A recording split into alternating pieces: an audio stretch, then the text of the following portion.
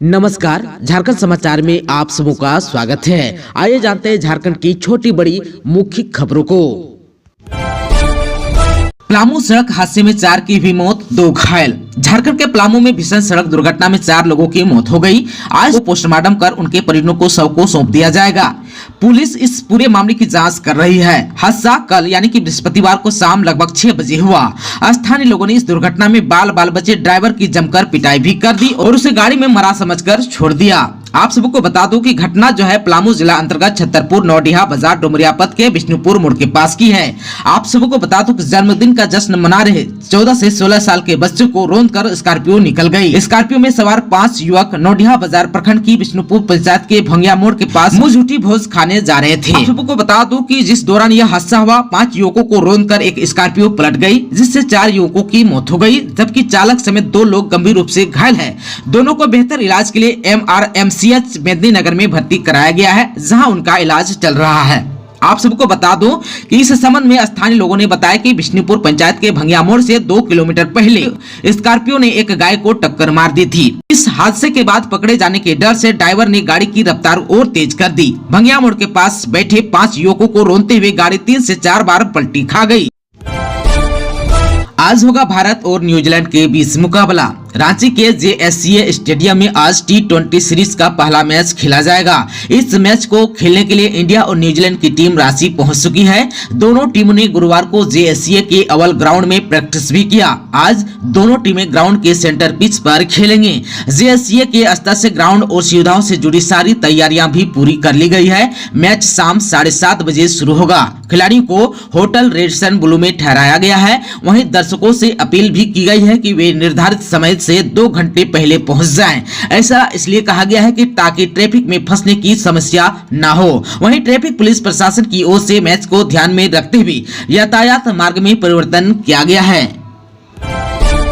आज का कैसा रहेगा मौसम का मिजाज, आइए जान लेते हैं। मौसम विभाग ने कहा है कि झारखंड में अगले 2 से 3 दिनों में न्यूनतम तापमान में 2 से 4 डिग्री तक की गिरावट दर्ज की जा सकती है। इसके बाद धीरे धीरे पारा चढ़ने लगेगा। झारखंड के उत्तरी हिस्सों में यह बदलाव देखा जा सकता है, जबकि राज्य के दूसरे हिस्सों में मौसम पर कोई खास बदलाव नहीं होने की संभावना है। वहीं 27 और 28 यानी कि आज और कल राज्य में सुबह के समय धुंध रहेगा, हालांकि बाद में आसमान साफ हो जाएगा। इसका सीधा अर्थ है कि मैच के लिए मौसम बिल्कुल सही होगा। 29 और 30 जनवरी को आसमान में हल्के बादल नजर आ सकते हैं। आपको बता दो कि कभी घना कोहरा तो कभी सुबह तेज धूप। झारखंड में मौसम अपना मिजाज बदल रहा है। आप सबको बता दो कि बीते 25 जनवरी को रांची का अधिकतम तापमान 31 डिग्री सेल्सियस दर्ज किया गया, जबकि तापमान जो है जनवरी महीने के लिए तीसरा सबसे अधिकतम तापमान रहा। इससे पहले रांची के लिए जनवरी महीने का रिकॉर्ड सबसे अधिकतम तापमान 33 डिग्री सेल्सियस था, जो 1996 में दर्ज किया गया था। मौसम पूर्वानुमान के अनुसार राज्य में अगले 5 दिनों के दौरान न्यूनतम तापमान में किसी बड़े बदलाव की संभावना नहीं है। अगले 2 दिनों के दौरान देवघर, धनबाद, दुमका समेत कुछ जिलों में न्यूनतम तापमान में 2 से 4 डिग्री सेल्सियस की गिरावट हो सकती है। रांची और आसपास के कई इलाकों में अगले 5 दिनों के दौरान न्यूनतम तापमान 13 से 15 डिग्री सेल्सियस के बीच रहने की संभावना है। वहीं 29 जनवरी तक मौसम साफ रहने और 30 से 31 जनवरी को आंशिक बादल छा सकते हैं। राजधानी रांची में लगी कंपोस्टिंग मशीन। शहर के 2 जगहों में हर दिन फलों सब्जियों के कचरे से बनेगा 2000 किलो खाद। रांची नगर निगम ने लगाई मशीन। अब जो है राजधानी रांची के सब्जी और फल मंडियों से निकलने वाले कचरे से खाद बनेगा। इसकी शुरुआत रांची के 2 जगहों में हो चुकी है। शहर के 2 जगहों पर रांची नगर निगम की ओर से कंपोस्टिंग मशीन लगाई गई है। इस मशीन की मदद से हर दिन 2000 किलो खाद तैयार किया जाएगा। इस पहल से जहां आम लोगों को फलों और सब्जियों के कचरे से होने वाले दुर्गंध से छुटकारा मिलेगा, वहीं नगर निगम की कमाई भी होगी। इसके संचालन और इससे निकलने वाले खाद के मार्केटिंग की प्लानिंग भी हो चुकी है। रांची नगर निगम की ओर से करबला चौक, MTS तथा नागा बाबा सब्जी मार्केट में कंपोस्टिंग मशीन लगाई गई है। इन कंपोस्ट मशीन की मदद से फल और सब्जी मंडियों से निकलने वाले अवशेषों से खाद्य बनाया जाएगा। इन मशीनों को सांसद मुख्तार अब्बास नकवी की ओर से दिए गए फंड से लगाया गया है। रांची नगर निगम का प्रयास है कि कचरे को साइकिल करते हुए खाद बनाकर अधिक से अधिक उपयोग किया जाए। राज्यपाल ने मोरहाबादी में किया झंडो उत्तोलन। झांकी में दिखा झारखंड का गौरव। राज्यपाल ने कृषि, स्वास्थ्य सहित सरकारी योजनाओं के महत्व गिनाए। झारखंड के राज्यपाल रमेश बैस ने रांची के मोरहाबादी मैदान में झंडारोहण किया। मोरहाबादी मैदान पहुंचने से पहले दीपाटोली स्थित झारखंड युद्ध स्मारक पहुंचे। यहां उन्होंने माल्यार्पण कर वीर शहीदों को श्रद्धांजलि अर्पित की। सुबह 9 बजे झंडारोहण कर झंडे को सलामी दी। इसके बाद राज्यपाल ने सशस्त्र बल संयुक्त के परेड का निरीक्षण भी किया। आप सबको बता दूं कि रांची के मोरहाबादी मैदान में झंडारोहण के बाद आकर्षण का केंद्र रही झांकियां कई विभागों, बोर्ड और निगमों की ओर से तैयार झांकियां प्रदर्शित की गई। आप सबको बता दूं कि गणतंत्र दिवस समारोह में उत्कृष्ट परेड करने वाले टुकड़ियों और झांकियों को पुरस्कृत भी किया गया। इस मौके पर राज्यपाल ने अपने संबोधन में गणतंत्र दिवस के महत्व का जिक्र किया। इसके साथ साथ इस मौके पर राज्यपाल ने सरकार की योजनाओं का भी जिक्र किया। एक के बाद कई योजनाओं का जिक्र करते हुए राज्यपाल ने कहा कि कृषि और इससे संबंधित गतिविधियां झारखंड राज्य की अर्थव्यवस्था के मुख्य आधार हैं। दुर्भाग्यवश इस वर्ष सामान्य से काफी कम वर्षा के कारण खरीफ मौसम में रोपाई या बुआई पर प्रतिकूल प्रभाव पड़ा है। राज्य के 22 जिलों के कुल 226 प्रखंडों को सूखाग्रस्त घोषित किया गया, जहाँ लगभग 30 लाख से अधिक कृषक परिवारों की आजीविका प्रभावित हुई है। सरकार मुख्यमंत्री सुखाड़ राहत योजना के तहत सुखाड़ प्रभावित प्रत्येक परिवार को तत्काल राहत हेतु 3500 रुपए की राहत अनुदान राशि भी उपलब्ध कर रही है। सालखन ने 5 राज्यों में आंदोलन की दी चेतावनी। बोले मरांग बुरु की रक्षा आदिवासी अस्तित्व और पहचान के लिए है जरूरी। जमशेदपुर के पुरलिया में बुधवार को प्रेस वार्ता करते हुए पूर्व सांसद सालखन मुर्मू ने आदिवासी हित में रेल और सड़क जाम आंदोलन की चेतावनी दी। उन्होंने कहा कि उनकी मांगे नहीं मानी गई तो 5 राज्यों में चक्का जाम आंदोलन चलाया जाएगा। सालखन मुर्मू ने कहा कि झारखंड के पारसनाथ पहाड़ में आदिवासियों के ईश्वर मरांग बुरु वास करते हैं, जिसे जैन धर्मावलंबियों ने हड़प लिया है। हेमंत सरकार ने 5 जनवरी को भाजपा सरकार को भेजे पत्र के द्वारा इस जैनियों को सौंपने का काम किया। उन्होंने कहा कि इस मामले पर आदिवासियों के पक्ष को मुख्यमंत्री ने बिल्कुल दरकिनार कर दिया है, दुनिया भर के आदिवासियों के साथ बड़ा धोखा किया है। उन्होंने कहा कि यह आदिवासियों के लिए अयोध्या के राम मंदिर से कम महत्वपूर्ण नहीं है। उन्होंने कहा कि मरांग बुरु की रक्षा आदिवासी अस्तित्व, पहचान और हिस्सेदारी की रक्षा है।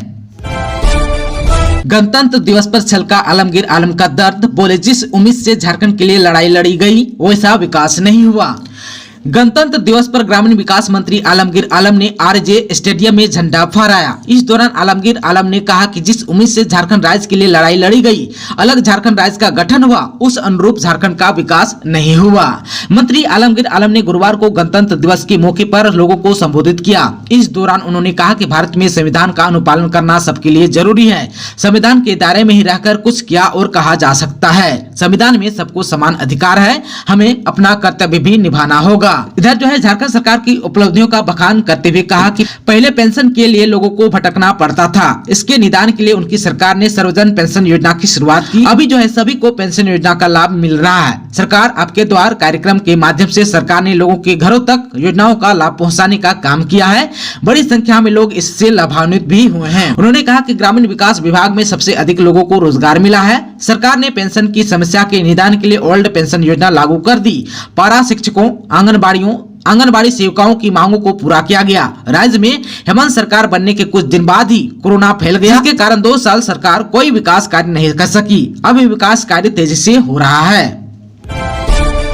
15 लाख इनामी नक्सली ने किया सरेंडर। नक्सल मुक्त अभियान में पुलिस के हाथ लगी बड़ी सफलता। लेवी के पैसे से अर्जित की है करोड़ों की संपत्ति।